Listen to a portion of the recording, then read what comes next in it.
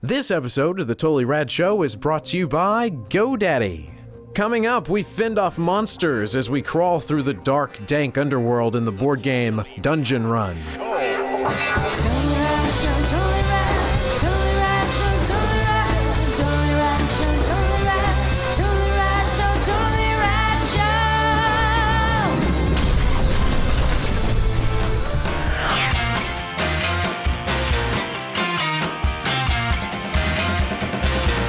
Today we're talking about the new board game Dungeon Run. It's from Plaid Hat Games and designed by Mr. Bistro.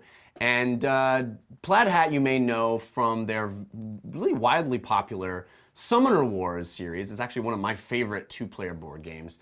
And Dungeon Run, in fact, is set in the Summoner Wars universe and is a dungeon crawl adventure where you and a group of friends each select a character of the fantasy variety that has different abilities and attributes, and you venture into a dungeon that you create by laying down tile after tile as you explore it, fighting monsters along the way, getting more powerful as you get closer and closer to finding the Summoner Stone, which the first person who finds it becomes the summoner, adopts the Summoner Stone, and then has new powers, and that person then becomes the person that everybody else needs to kill.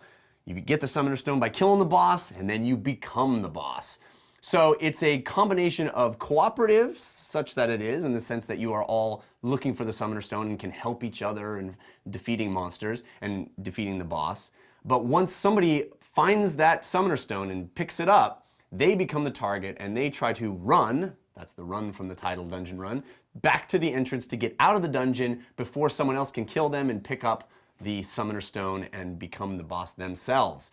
It has a really interesting fighting mechanic with using dice, where you can assign certain dice as blocks, and a lot of these games that use dice as fighting, it's a number or higher that will be a hit. And here, the monsters all have specific dice on their card that designates their hits. So it's a changing up the formula a little bit from adds what a little you might be used to. flavor into that, like 4 or above, and some of them are 4 and above, but it adds that little flavor of like 1, 2, 3 hits. Yeah. You know what I mean? I shall move. Hand me a tile, please. Which one's me? Thank you. I will now dice roll to see, and I'll just make it easy by doing What's in there? that. Give me a treasure, face down. Now give me an encounter. Boom. Boom. There appears an ice troll. Okay, so he has an attack 5. So you roll 5. Dang. So that's multiple hits. This is the monster's This is attack? the monster's attack. Okay. Now he's Wait, got this is the monster's attack? This is the this monster's was. attack. 2 of them were hits. I thought 6 wasn't a hit. This monster, 5 and 6 Every is monster's a hit. different. Nailed him. Twice, 4 times, 3. You can Wait. elect to have those be blocks. Now or I have. attacks. I'm going to use my dirty action because I am dirty. You're filthy. Stabbins. Once per action, you may change any one die you rolled in an attack to a number of your choice. What? I'm going to change it to 3. A miss. No, I'm just kidding. Now I also have slow time. You may rally after each battle action you initiate. Matrix. It's cool, so you can win. You can So I can get my wounds healed myself. So Dan is the one. No, You'll one. take 2 and heal 1. Just so you guys know, you could have asked for his help. Oh, You know what I mean? that would have been nice. And you also had the opportunity to sabotage him. Oh, I forgot about all that. So just be aware of that. And now that I'm fighting, both of you also have both of those options. Oh, okay. I'm glad I brought that up on my turn. Okay, I'll so be praying for you back in the entrance. thanks, bro. Why do you want to sabotage you? I thought Well, we a wanna good kill this example guy. would be, I know what's under there. I know what the treasure is. Maybe I want that treasure. Oh, you don't If want him to kill If it. he kills it, he gets that treasure. every roll 4+ is success. I don't even have 3, so I'm dead. Yeah, well, you're just knocked down. Wait, unless someone wants to help me? well, nobody's there. Nobody's on your space. Right. You should have just not moved into a room. Yeah. Could you do that? Just be like, I'm not going to Absolutely. do a second action. Absolutely. Yeah. Yeah, that was really dumb. When the wolf roams, it roams 2 tiles instead of 1. The wolf must stop if roaming into a tile with a hero that is not knocked out. It's a 4+ to hit him. Nice. Boom. You got boom. him. Oh, you killed him. Yeah, hits galore. 4, 5. I'm gonna now change this one using my dirty and change it to a Man, that's a good skill. 5, which is a hit. So now I have 6 hits. So now 2 of these are going to knock out these 2. So I take 1 and he dies. I am going to use an action to advance, turning in my 2 encounter cards. Nice. And I'm gonna advance my brawn. Doo-doo-doo-doo-doo. Rah! Leveled up. No roaming or escaping. Roll brawn to move. Oh, interesting. Any roll of 4+ moves. Failure, 1 wound. Oh, it's like a trap room. Smack, smack. If I want to move out, I moved in and the door's shut. If I want to move out, I have to roll a 4 better or I get a wound. Got it. The boss is Colossus of Gallon. That sounds scary. We all understand Mighty that means. blow. The Colossus causes any wound markers to be placed on a hero after a battle action. That hero must discard 1 equipped armor or shield if available. I'm not going in there. When you move in, You're the best choice. You've got 6. you're the best choice. I'm the one, Jerry. You're the worst. Worst. I'm pretty good. I got 4. Yeah, you're So me and basically you. the same as Bronze. If I go in there, Oh, nothing's it all gonna comes happen. down to the So we have to fight the prayer. boss. We come out there with a summoner stone, and he like kicks our ass. Right. I wouldn't takes do our that. They're gonna sabotage us. I wouldn't do that. Yeah, You you're killed the boss, now you're the boss. You win this game if you make it to the entrance with that summoning stone. Okay. Everybody We else need is to trying to kill kill you. So if you put a monster like here, you're slowing Dan down from getting to you while you're trying to go here. You gotta beat the man to be the man. Do you know what I mean? Glorious. All right, so I'm gonna summon a monster, a rotting zombie, Put it on Dan, putting it under Dan. and then Now I move twice, move twice. Damn. and there's no way you can stop me. Nope. I don't, Bang, too. bang. I don't think so. Wow. Jerry Trainer, ladies and gentlemen, Jerry Trainer. Who invited this guy? I don't Who know. invited Nobody, him? he just shows He up I was sometimes. walking by, I heard such fun happenings. It sounded like a madcap time. Ha! And we're huge fans of the cooperative mechanic where it's kind of cooperative, kind of competitive. I know, Dan, one of your favorite games, all of our favorite Yeah. games really is Cutthroat Caverns, which this game is compared to in a lot of ways. But it is a true dungeon crawler, so tell me what you feel about Dungeon Run. I dug it. I really liked it. It's great to be inside the same genre and milieu of Dungeons and Dragons and rolling dice to hit, but have it that which is so fun. As I've mentioned every time we talk about board games, I love the chance, the spirit of rolling die and the anticipation Yeah, and it's great. excitement. But what sucks in Dungeons and Dragons is you roll the dice once, it doesn't hit, you're done, you know? Yeah. So I love the amount of dice you have to roll, basically. Yeah. And the amount of chance, not just the amount of dice, so the amount of chances on those dice, but how they all add up and stack and all that stuff, but also the decisions about blocking or going through, and then also having multiple chances. So I get to roll a poop ton of dice, and then if that doesn't work, I roll again, you know? I just love that experience, and we've experienced that quite a few times now with the board games we play, but it's cool being inside a Dungeons and Dragons type game and having an experience like this and having the chance that this game brings. So I liked it, and I did like, you know, in our game we didn't have as much man-on-man action, but I do like the possibilities of fighting against the beasts and then turning against your friend and fighting him as well. And there was a little bit of Yeah. deal making and Shenanigans. backstabbing and all that stuff. But so I think it's cool. It's got a lot of potential, this game. Yeah, it's really, yeah, go ahead. Yeah, I dug it. Overall, I think I really dug it. I enjoyed a lot of the mechanics. I think were spot on. The dice rolling mechanic, the fighting mechanic really felt, you know, baked.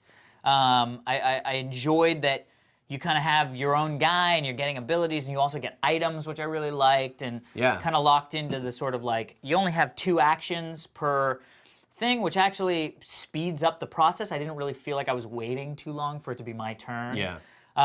Which was, all that stuff was really great. My only sort of quibble was I didn't really need the competitive nature. I would have really enjoyed this game had it been all of us together, needing to all be together, and that it was more, you know, more like a pandemic or something akin to that, where our goal was to defeat the boss and we all win if we defeat the boss, so that you would have more of a desire to help your friends become more powerful.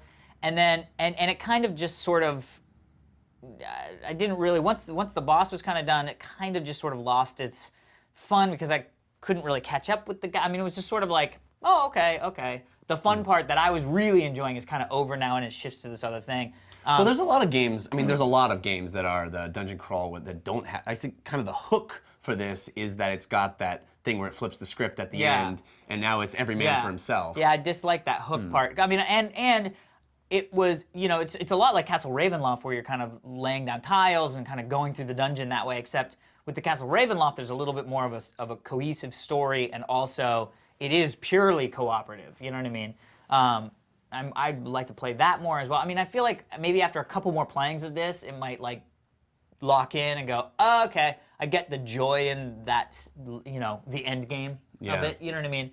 But this time playing through, I was like, oh, okay, yeah. I mean, I enjoyed all the stuff leading up, and then didn't really enjoy the end. So, but it's a great. I mean, Yeah, I really like it done. a lot. I usually don't like the dungeon crawl board games, and this has a lot of similarities to a video game, and a lot of the dungeon crawl board games don't have the leveling mechanic which this employs, and I think that's really cool. As you said, Leveling can much better than the Castle Ravenloft one, because you can like level once and that's the end of it. And this one you get to put your points in. It's very fun RPG stuff. Yeah, exactly. You can assign the points as you like. You can, as you said, add items to your character. You have different slots that you can do things. You can trade items with other people.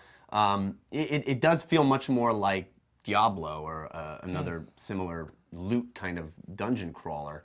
And then I think the constant feeling of, do I help, do I hinder, do I make alliances, do I, you know, I played this a couple of other times, and I had a really great time playing off people, and it's got that, you know, that sort of tradery mechanic. Like we all know that at the end, we're gonna all be stabbing each other. So let's figure out how good do I want to help you in order to help me? Yeah. Exactly. And there's also an interesting timing of like, well, there's an item there, and if I screw him, because you were doing that with like, okay, I'll screw him, but I won't screw him so that he kills it, so then I'm next to pick up the item on my, like, there's cool strategy there. Yeah. Yeah, and as you guys both touched on too, the actual battle mechanic is one of the strongest in these games that I've played. I love all the decisions that you get with the dice. Rolling dice is inherently fun, but then all the strategic decisions of how I'm going to use these and where I'm going to assign them, and I'm going to let a couple of go through in order to kill the guy, and now I have to, you know, keep an action handy so that I can pick up what he drops, or somebody else is going to swoop in and grab what he dropped.